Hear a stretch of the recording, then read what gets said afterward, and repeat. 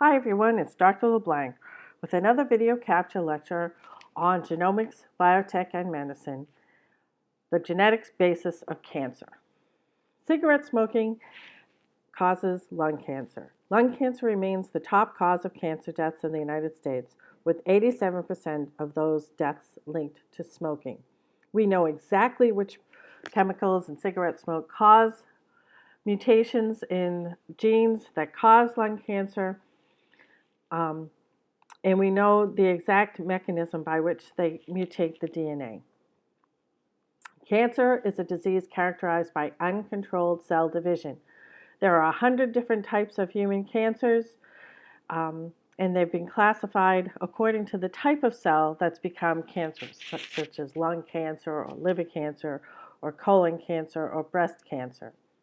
Most cancers originate from a single cell. The growth is clonal, and cancer itself is a population of cells. Cancer is a multi-step process. It begins as a benign growth that's non-invasive, but additional genetic changes occur over many years to cause the progression to malignancy, which is invasive, surrounding the surrounding tissue, or metastatic, where it's moved to a different site in the body. So if you have an initial cell, looks a lot like the other cells, a mutation causes it to become de-differentiated. A benign growth occurs,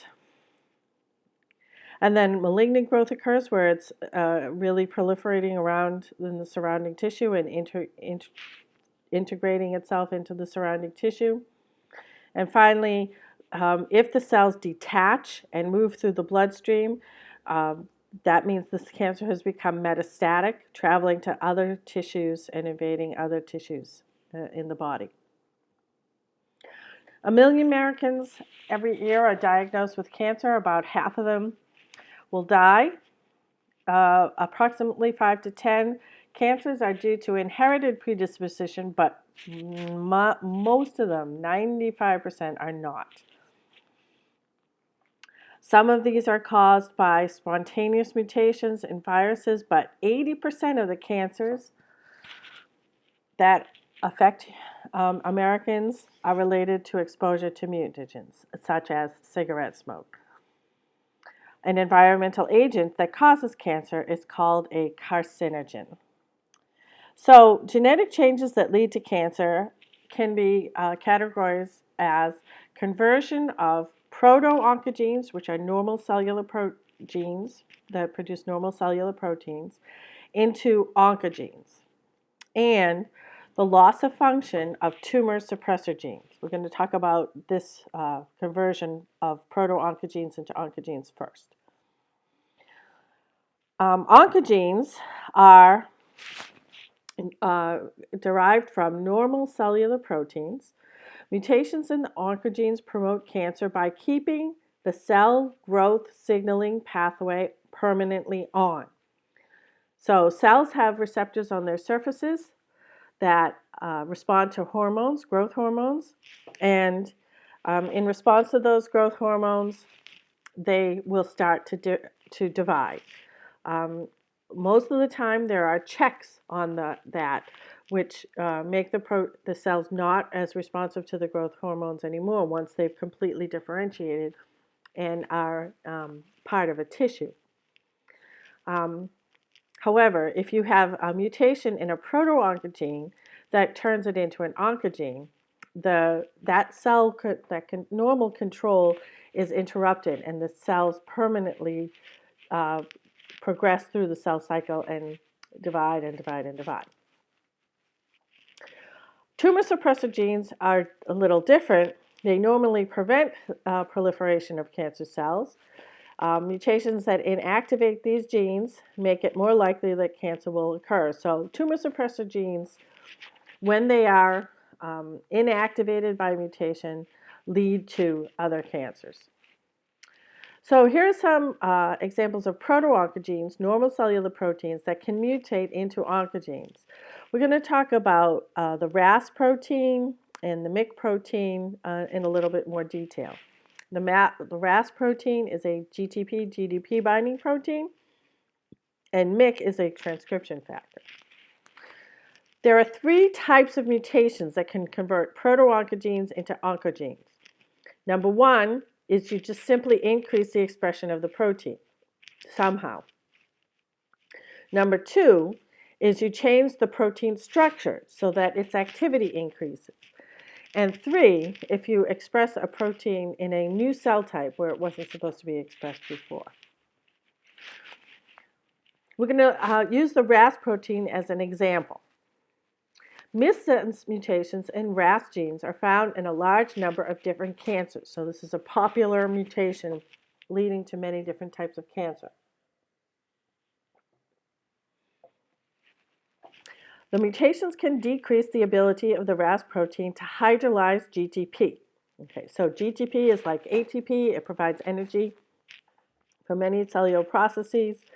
You cleave GTP into GDP, and then it gets recycled. If the protein holds on to the GTP without cleaving it, then that's a signal inside the cell.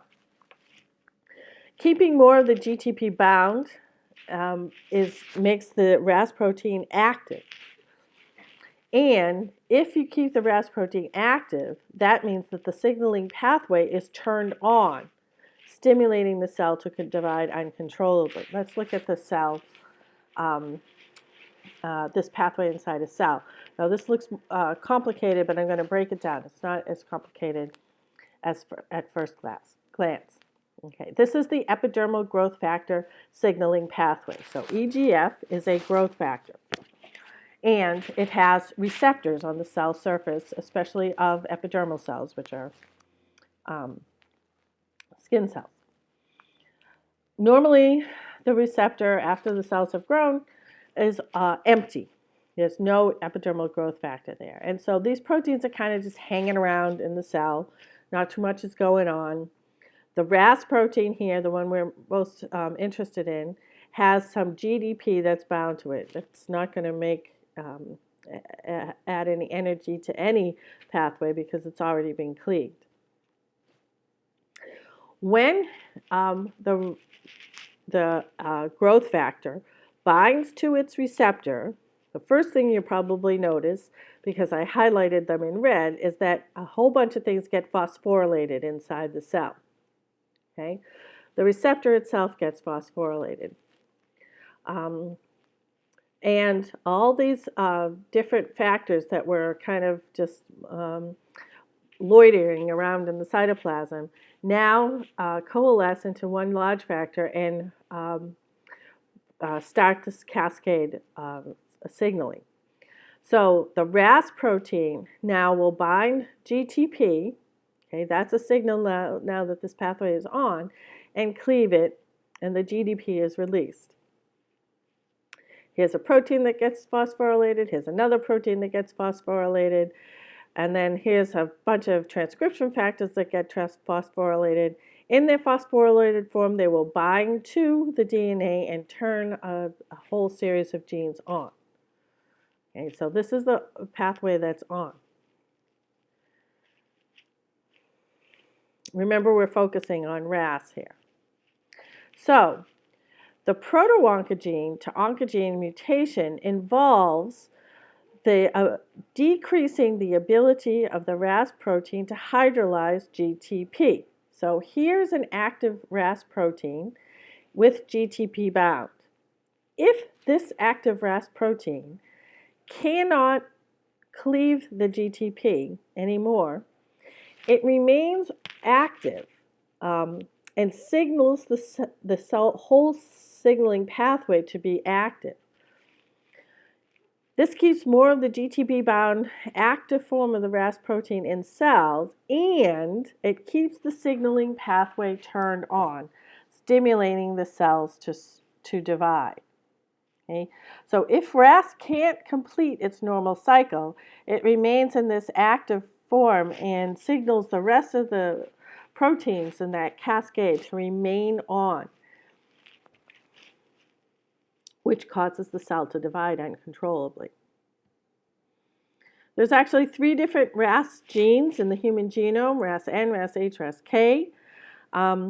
specifically a mutation in mass H, which is on chromosome 11, changes the 12th amino acid in the protein from a glycine to a valine. A single missense mutation makes it an oncogene. There have chemical carcinogens that have been shown to make specifically these changes. Some other mutations that frequently change a proto-oncogene into an oncogene, missense, like we just saw for the RAS. There's gene amplification, where you have multiple copies of the gene and they're all active and they're all making protein, so you have too much of the protein in the cell. Chromosomal translocation and viral integration. The missense mutation is the one we just saw. What about amplification of oncogenes? That seems a pretty simplistic way to increase activity. If you amplify the c-MYC gene, for example, c-MYC means the cellular MYC, you can end up with certain types of leukemia. N-MYC, you end up with neuroblastoma because it's expressed in neural tissue.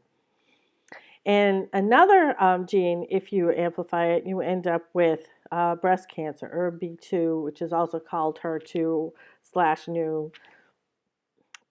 It's all the same protein. And if you amplify this, you end up with breast cancer. So this is a picture down below here showing exactly what happens when it's amplified. This is a fluorescence in situ hybridization of detecting amplified new protein, or ERB2 or HER2. Normally in the cell, you have 2 copies. Okay, most of these cells have 2 copies because there's 2 chromosomes, 2 copies of each chromosome. However, these are cells of a tumor, a breast cancer cell tumor, that has become cancerous because these single copies of this new gene have been amplified over and over and over again. Chromosomal translocations can also cause increased activity or abnormal activity of a proto-oncogene. This is a translocation between 2 non-homologous chromosomes. So this is a very aberrant, abnormal crossover event. If you stick the ABL gene and the BCR gene together, you get something called the Philadelphia chromosome. This translocation causes chronic myelogenous leukemia because the BCR gene hyperactivates the ABL protein, and you get it expressed in tissues that it wasn't supposed to be. We've studied this quite extensively at the molecular genetic level, and it led to an effective treatment. The previous treatment was extremely harsh, was to destroy the patient's bone marrow cells, all the bone marrow cells in the patient, and then transplant some new bone marrow in. It's a case of whether or not the cure is worse than the disease itself. However, studying the protein in the lab over many years, researchers were able to develop the drug known best as Gleevec. It's a molecule that fits in the active site of the ABL protein, so it's a competitive inhibitor, preventing ATP from binding, so ABL can't phosphorylate its targets, and it can't stimulate cell division. 90% of the CML patients treated with this drug showed no further progression of their disease.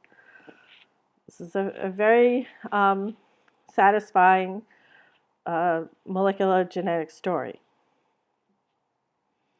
What about viruses? How can viruses cause cancer? Well, we know that there are some viruses that can cause cancer. One of the ways that they can do it is to integrate into the host genome and activate a cellular proto-oncogene from the viral promoter. So a gene that was normally off has a virus integrating next to it, and the virus has promoters and makes the messenger RNA and protein, causing the cell to undergo abnormal cell division. Certain viruses can cause cancer by carrying oncogenes into a cell. Most cancer-causing viruses are not very potent, but a few are what's called acutely transforming viruses, and they can rapidly induce tumors in animals and efficiently transform cells in petri dish in culture. The Rous sarcoma virus was isolated in 1911. We knew it caused cancer then, but it took a while before we found the gene, and it was the first viral oncogene called SARC. That's a picture of the Rous sarcoma virus. Lots of different viruses that can potentially cause cancer. The Rous sarcoma virus, luckily it does not affect humans, but not so lucky for the chickens. And there's also a feline virus that causes cancer. For humans, the papillomavirus is the one that's most in the news because of the recent vaccine, the Gardasil vaccine, that can protect against cervical cancer. The MYC oncogene is a very interesting story because all of the different types of activations of the MYC oncogene have been demonstrated. It's been carried by a retrovirus. You can activate it from an integration of a virus in the host genome. It's been shown to be activated by translocation and also activated by amplification or duplication of the gene. And although it's not indicated here, there are also examples where a single mutation, a missense mutation, will activate the MYC gene. Okay, so those are proto-oncogene to oncogene mutations. What about tumor suppressor genes? Tumor suppressor genes normally inhibit cell proliferation by counteracting growth factors and preventing cells with mutations from dividing. They are checkpoints. They are the sentries of cell division. They help maintain genome integrity. They are genome maintenance proteins. Checkpoint proteins detect genetic abnormalities and prevent cell division. They are DNA repair enzymes. And if they become inactivated, if there's a loss of function of a tumor suppressor gene, cancer is more likely to occur. So just to remind everyone about the cell cycle, okay, we have G1, S, G2, and M. It turns out that in the cell cycle there are very distinct checkpoints that some tumor suppressor genes function at these particular points in the cell cycle. There's the CDK complex that's activated, that's bound to activated cyclin, and there is another activated mitotic cyclin CDK complex as well. Cyclins are proteins that are produced and then degraded throughout the cell cycle. There are different kinds of cyclins. In order to get from G1 into S, the G1 cyclin has to be degraded, okay? And then the cell enters S phase. Okay. At this checkpoint from G2 to M, there's an activated mitotic cyclin CDK complex. The mitotic cyclin is degraded as the cell progresses through mitosis. So these are proteins that are made and then degraded, and if they're not degraded, then there's a problem. Retinoblastoma is a tumor suppressor gene that was found in tumors of the retina. Two types of retinoblastoma, cancer cells, ones that are inherited, and you end up with a tumor within the first few years of life. And then there are non-inherited, which are occurred later in life. Mr. Knudsen proposed a two-hit model for retinoblastoma, which has been confirmed at the molecular genetic level. Retinoblastoma requires two mutations to occur. If you have a predisposition then you only need one additional mutation in order to develop this cancer. If you don't have the inherited genetic mutation, then you need to, during your lifetime, you'll have to have acquired 2 different mutations in the retinoblastoma gene. This is much rarer. The non-inherited form is much rarer. Okay, so let's look at this pathway. Here we have E2F bound to the retinoblastoma protein. Okay. And it's an inactive complex. If retinoblastoma is phosphorylated, then the 2 dissociate. Phosphorylation of the retinoblastoma by cyclid-dependent protein kinase causes it to dissociate from E2F. When that happens, E2F is a transcription factor that targets certain genes in the genome. Okay? If enough EF2 is released, the cell becomes committed to cell division. Okay? So, if retinoblastoma cannot bind E2F, there is no checkpoint stop and the cell continuously divides. So if the mutation occurs in the retinoblastoma and it cannot no longer bind E2F, the cell will just continuously divide because it doesn't have, or it skips over that checkpoint. P53 is a very famous tumor suppressor gene. It was the second tumor suppressor gene discovered. About 50% of all human cancers are associated with defects in the P53 gene. And when you see all the different pathways that P53 is involved in, you'll understand why. The P53 family of proteins, lots of different members in the family, are involved in many, many different processes of the cell, particularly here in DNA repair and in cell cycle arrest. But there's also a lot of other processes in the cell that P53 is involved with. So here are a list of a few tumor suppressor genes. Genes that maintain genome integrity, the BRCA genes are some of those. So if those genes are mutated, then you have more likely to develop cancer. P53 is a transcription factor. That's a checkpoint protein, and it positively regulates a few specific target genes and negatively regulates others in a general manner. It acts as a sensor of DNA damage, so it becomes activated if DNA is damaged. It can prevent the progression through the cell cycle, and it can promote apoptosis, which is programmed cell death.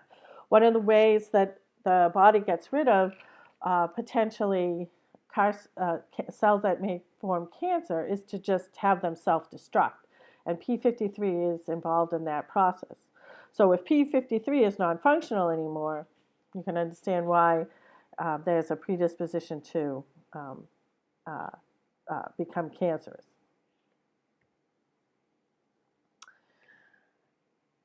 On the way to becoming a cancer, a full-blown cancer cell, there are multiple genetic changes that are involved. If you look at an individual tumor, you can get a profile of mutated oncogenes and tumor suppressor genes that are characteristic of that particular cancer or tumor. Among that list of proteins that have been mutated, there are many that are going to be found in common with a lot of other different cancers. However, the unique profile for each tumor has its own set of genes that are in combination that cause that cancer. Let's look at an example. In 1990, Buren and Vogelstein proposed a series of genetic changes that leads to colorectal cancer. So they followed the progression of mutations in tumors that they found in different stages. Okay, so if you look at a normal colon, all the genes are fine. However, if you lose the APC tumor suppressor gene on chromosome 5, if you lose function of that gene, you start to get a small polyp. Okay? If you look in class 1 adenomas, if you biopsy them, you'll notice that the RAS oncogene, in addition, is also mutated. Class 2 adenomas, you'll find that the DCC tumor suppressor gene is gone. If you look at class 3 adenomas, in addition to those other three genes that have already been mutated, the P53 tumor suppressor gene is also mutated. And other mutations are necessary as well and are detected in cells that are metastasizing to other parts of the body. The exact order in which these mutations occur is not absolute. Some of them may occur in a different order, but all of these genes are necessary to have mutations in them before you end up with colon cancer. If you look at the DNA found in cancer cells or tumor cells, you will find pretty messed up genome. Okay? Here's a normal karyotype. The chromosomes have been color-coded. This is a female.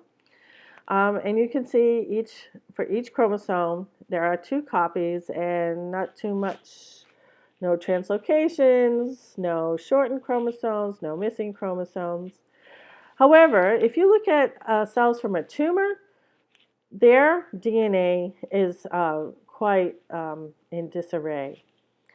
You can see duplicated chromosomes here. This cell has 3 copies of chromosome 7. You can see missing chromosomes. It's gone. 1 copy of chromosome 8 is gone, although a part of it seems to be attached to a different chromosome down here. We're missing a chromosome 12 here. Well, maybe this is 12 and 8 translocation. That's what this looks like. But it doesn't look like we have all of 8. It looks like we only have some of 8. 15, where did 15 go? Here's a 15, part of a 15 down below here, or 2 15s. Here's an extra piece of chromosome 5 down here. The sex chromosome looks a little sad. So when you have all of these chromosomal abnormalities, you can end up with missing chromosomes that carry tumor suppressor genes, and that will lead to cancer. Or you can duplicate chromosomes, and that if they carry proto-oncogenes, that can also lead to cancer. So, bottom line is that cancers have genetic mutations, predictable genetic mutations that lead to cancer, either changing of proto-oncogenes into oncogenes, cancer-causing genes, or loss of function of tumor suppressor genes. There are many inherited forms of cancer. 5 to 10% involve germline mutations. They have a predisposition, but there are many genetic tests that exist now for most of these predispositions.